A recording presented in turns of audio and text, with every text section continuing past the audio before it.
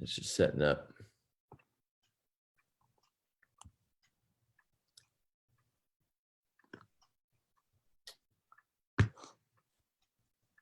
All right. Sir, you're right. Good morning, everybody. This is Lawrence Kazan Cassini in Florida. And today is April the 10th, which means that we're chugging along at tremendous speed through 2020. Time is absolutely flying, even though we're confined to our homes and prisoners of our own, within our own walls. Today's a little bit different. I'm going to chat. It's always about mindset. All my life, it's all about mindset. But before I do that, I just want to reiterate the most important part of what I do every Friday, and that every day I say, the slaughterhouse of failure is not in my destiny. You know, we've got to please remember that every single day. Whenever we think that things are tough, when we think we're going to not, you know, whenever we have any thoughts of doubt, get rid of them, because the slaughterhouse of failure is not my destiny. I will persevere until I succeed. So this mindset is always the theme that I have. But before I do that, I want to just remember something about the knitting that we normally do. We're supposed to be doing. We're now in the day 100 of our Ruby plan. So, you know, I know it's a pain, but how are we doing with this? You know, have we advanced in pin title? Have we had anybody in our group on level 1 or 2 that's advanced? You know, have we kept up with at least 3 to 5 calls per day? Are we satisfied with those calls? How do we modify the calls? That so much has changed in the last 3 weeks. That's given us a lot of food for thought. And so, but we must still keep our eye on the ball. We've got to keep our eye on the core business, which is what it is. We've got to be a factory of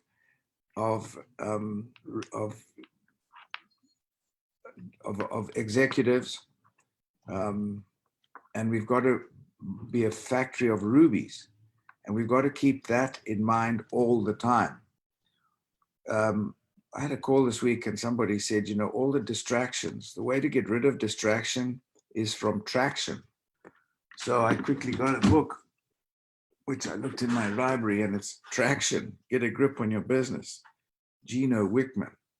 So I got this because distraction, the way to get rid of distraction is through traction. We cannot take our eye off the ball of the core business. So I just wanted to mention that, because that's something that is obviously important. So in terms of what's going on, I believe there's been a conscious fundamental shift, generic thinking in our lives, fundamental shift. And health is the square center in our minds, in everybody's mind, probably in at least, I don't know, a big percentage of the people on the planet. Health is square in their minds, in our minds. So, you know, I ask myself, what did I know about my health? What did I know? What do I know now? What am I learning? This is a viral offensive. So what am I learning from this? What did I know? And health is now something that you know, we took it for granted. So I want to refer to a book by Trevor Moad. A book that says, It Takes What It Takes. So his company is Limitless Mind, and he works with top athletes and corporations. And so I'm going to refer a bit to what he's doing, because he has a lot of things that have to do with mindset, because he works with athletes, and athletes are very, very similar to what we have. They've got a team of people. The only thing they have in common is that they've got a physical prowess. In other words, they've got a physical gift, which they have to work on. But mentality-wise, mind-wise, they're as diverse as the teams we've got. We've got men, we've got women, we've got young people, old people. We've got just absolutely everybody but the only thing they have in common is that we've managed to show people some kind of dream which they might be able to achieve if they follow a system, which is what this is all about. So one of the things that he's talking about is what is most counterproductive is to sometimes talk just about positive things, because it can repulse people. When you say, oh, things are going to be fine, don't worry, it's not going to happen. Sometimes people just don't want to hear. They just get switched off with that. And he says everything comes down to influence. The NCAA gives 22 hours to influence a team for a week to gauge their strength, conditions, psychological levels, fatigue side, etc. So in those 22 hours a week, that's what he's got to work with. That's what they got to work with. And they've got to mold everybody into a way like a rowing boat. When you've got like the Cambridge and Oxford rowing boat race every year, they've got to get everybody pulling in the same direction, with the same force, with the same intent. Otherwise, they're not going to go straight. So Nick Saban, college football, University of Alabama coach, said his thing was to make the best players better. How do we replicate this for all 120 players? Because they lose about 35 players a year, get picked up by the teams. So you got 120 players, and you've got to make the best one better, but then you've got to bring everybody else up to that level too. So, that's exactly what we have. We've got a group of people that are very talented in their own fields, but we've got to coordinate it so that they all excel in our business, which is their business. But we've got to show them that it's their business. We've got to show them that this is a business for them. So we have to redevelop the team. The recipe's got to be the same for everyone. We've got to reach the same level of excellence. It's huge to do that. Sorry, I'm just looking at time. Okay, good. So in our business, we should strive to influence, to make the best better and to excel for everybody. And the way to excel is to incentivize, to have the people reach a position where they're incentivized by making money. As soon as they make money, they will understand that this is something worthwhile. And I'm going to tell a little story in a second. So we've got a proven system, a model of duplication. So, the idea is to get a brand affiliate.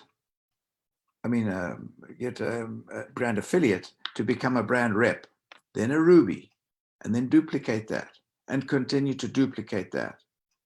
So it's simple, but it's not easy.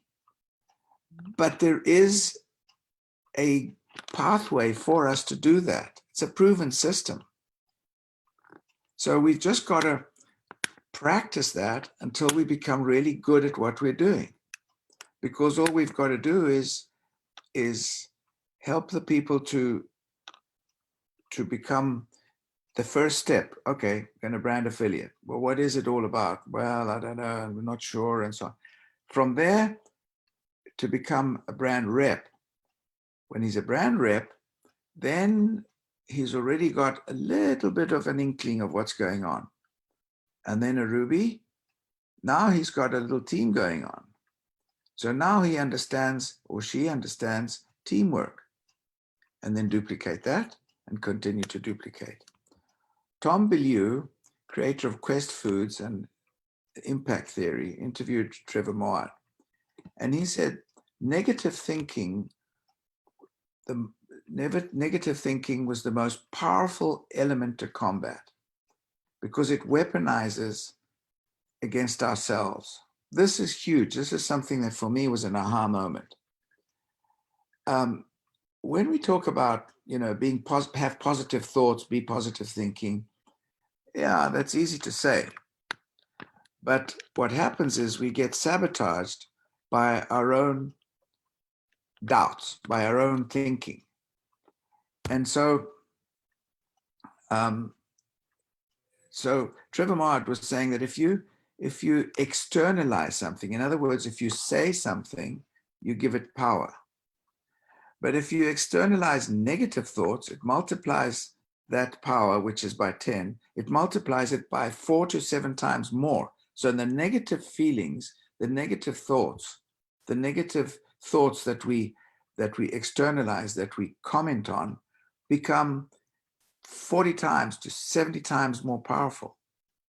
So for example, when we have any kind of doubt and we express it in a loud voice, we express it publicly, that's a negative thought.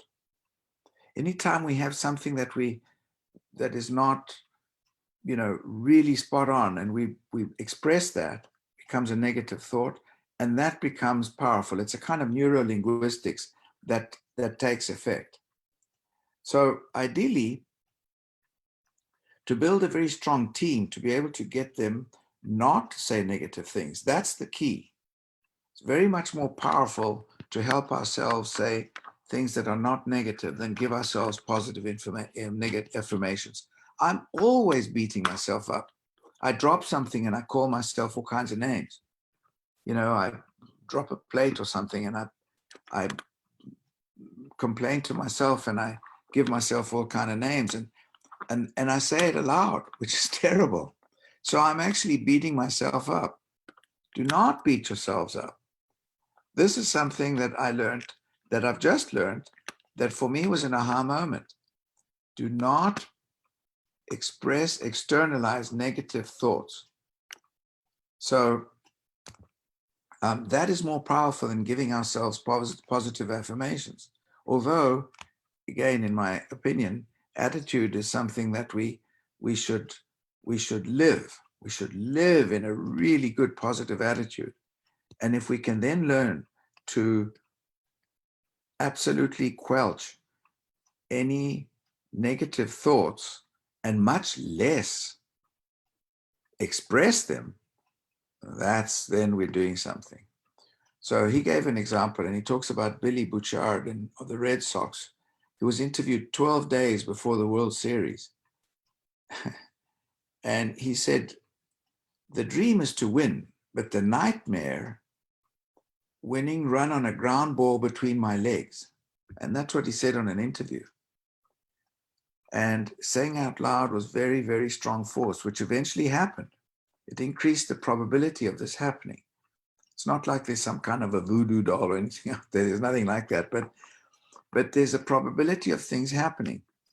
And we also know that when we surround ourselves with positive people, then we reinforce the positive things, but we don't even go to the negative things.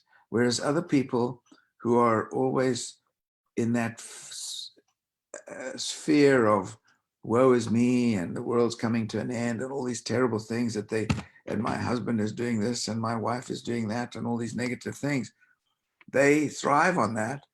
And that is more powerful in a negative way than being in a positive way. So, success unlimited. Observe and repeat. That is what we do in life. We see something, we do something, and then we kind of repeat that. But we also talk about it. We have a bad day. Oh, the traffic was terrible. Oh, this guy at work, I mean, he was just whatever. We repeat the negative things which happen. So that's something we've got to absolutely avoid, whatever the negative thing is. Even this coronavirus, look, we've got to find and focus on and talk about, if we're going to, the really positive things that have come from this. And there are a lot of positive things that have come from this. A lot.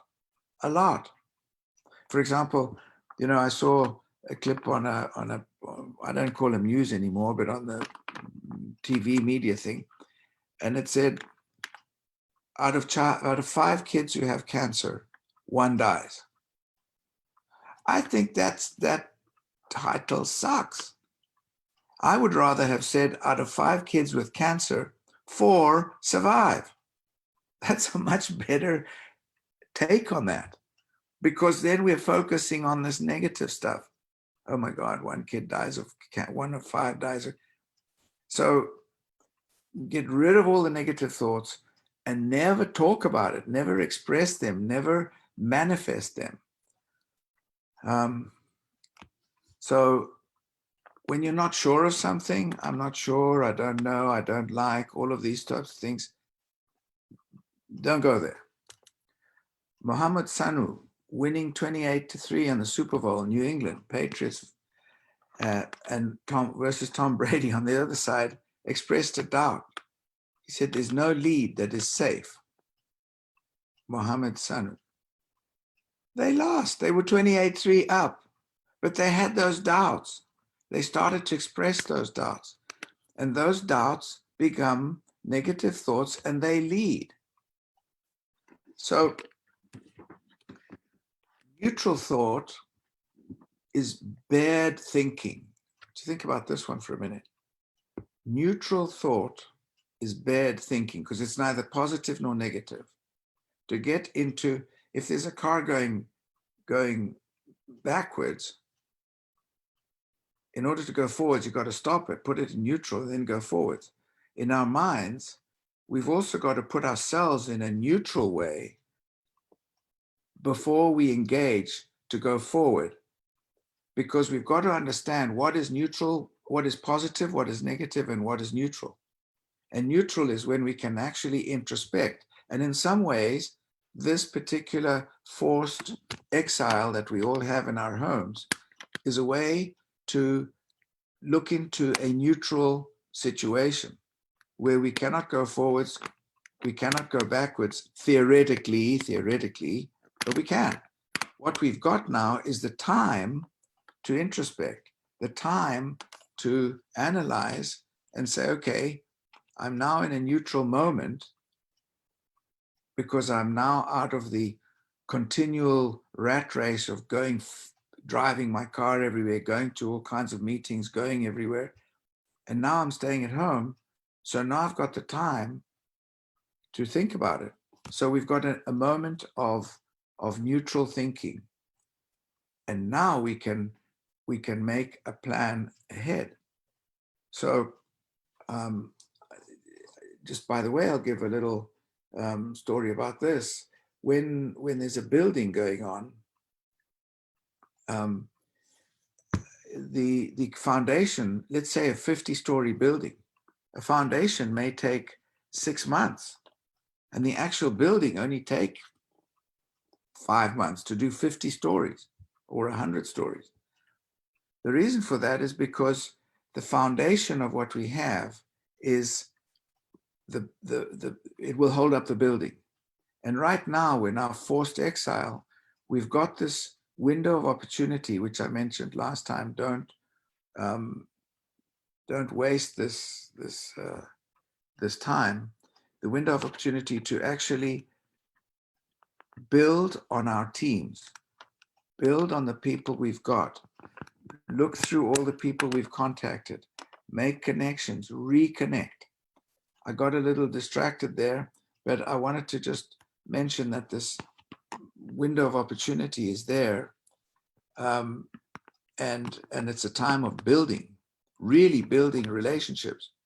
I actually looked in my group, and I have like, I don't know, just in my own front line, just my front line, not even in my, not in my front, in my circle of influence or circle group, I've looked and I've got like 45 scanners that just meander along, that don't do much.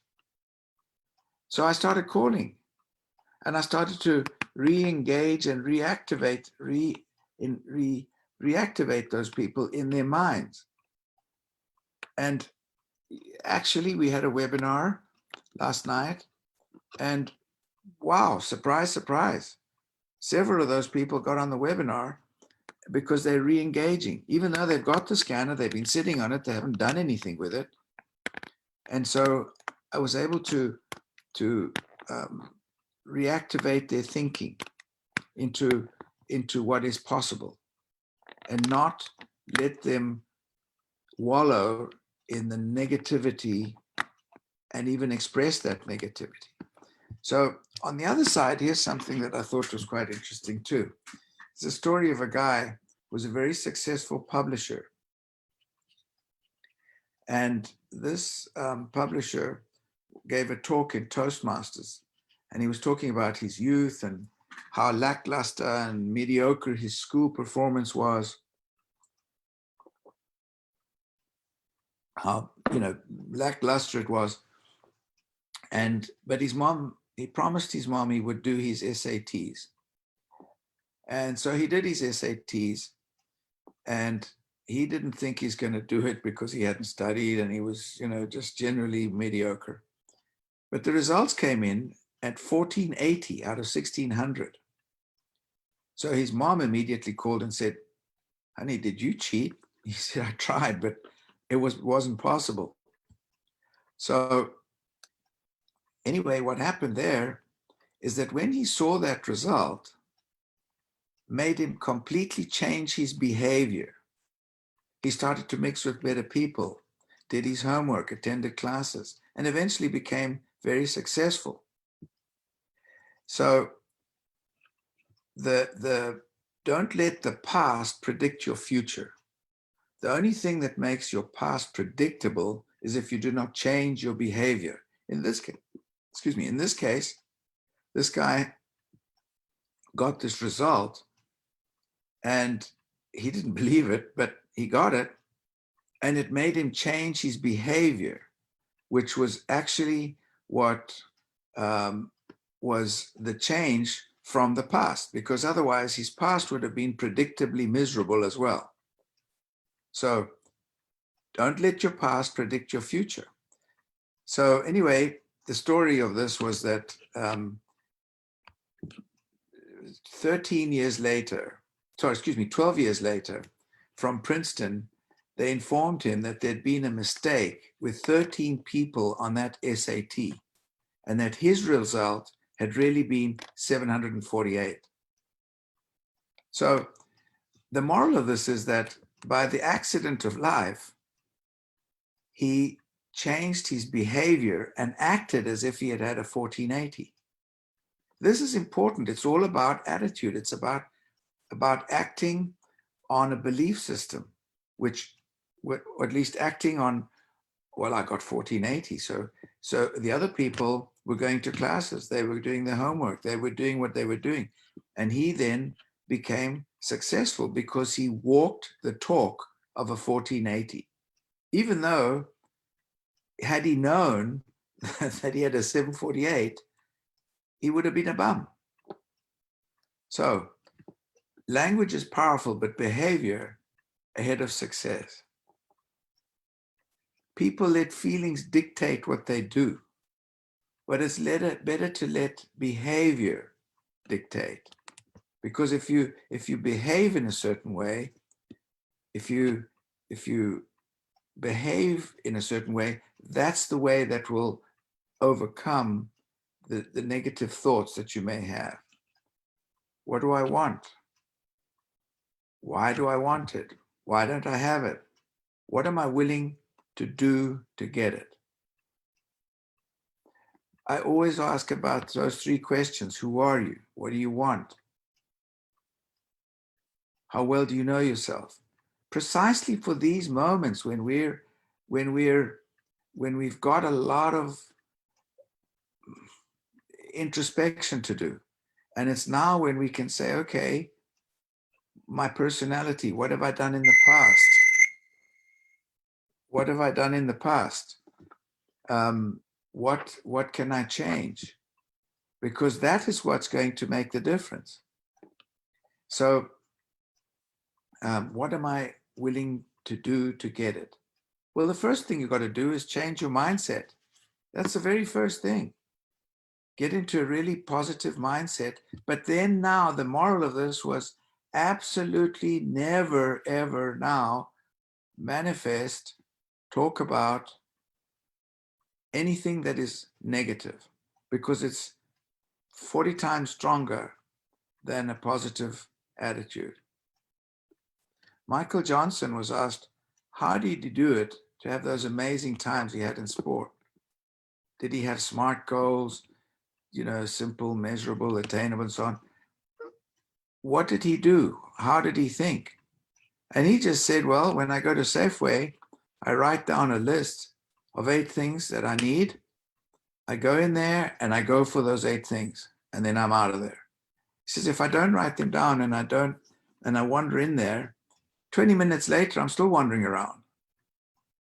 So behavior defines our success. What is hope? Helpless is hopeless.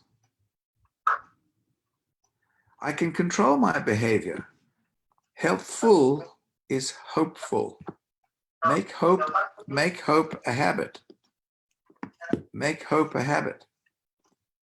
So we've got to believe that we can influence our future. We are in control of our future. We are in control of our future. We must believe that we're in control of our future. So what are you going to do to make a difference? Think about it. What are you not going to say? List them. List 10 things that you think are negative, that are doubts, that you have in your mind, things that you complain about. Write them down and say, okay, those 10 things, I'm going to put a match to it, to those things. I'm never going to manifest those things. I'm never going to talk about those negative things. I'm not going to verbalize about them ever again. So we look at life and we say, well, life is full of choices. Well, it is, but it's an illusion.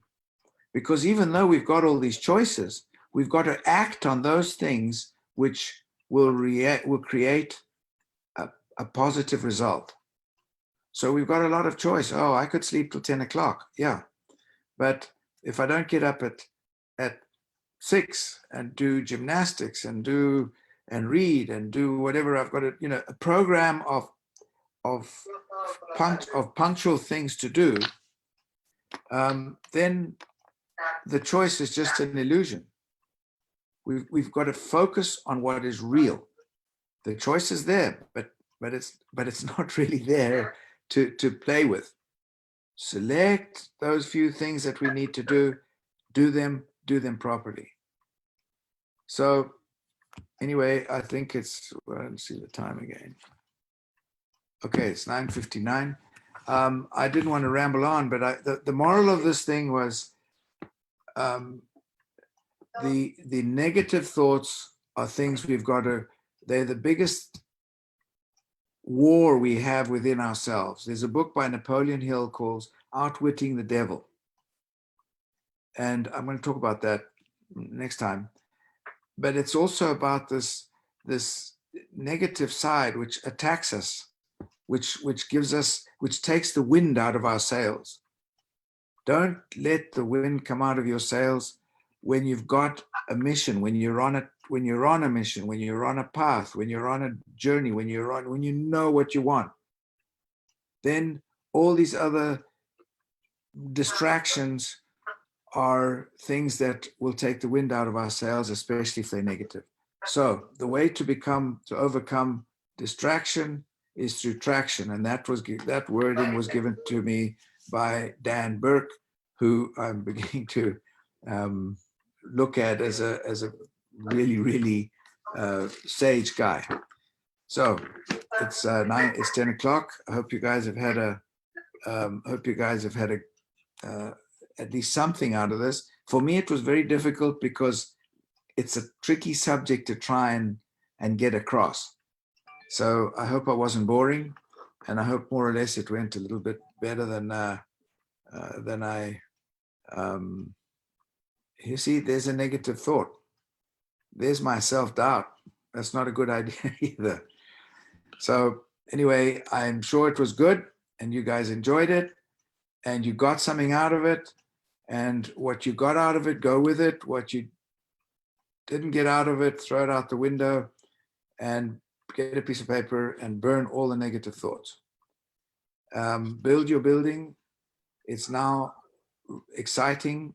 We've increased our distributors by I don't know, we've had quite a lot of new distributors in the last 3 weeks. And these are all people that have been sitting on the sidelines wondering what to do. We've just got to show them.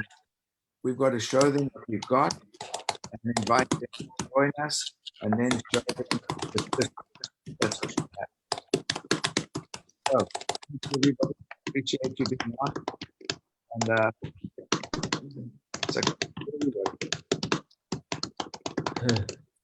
Hey, good job. Thanks so much. thank you, Super guys. day. Thanks, Lawrence. Thank you, guys. Thanks a lot. Thanks, Lawrence. Thank you, Lauren.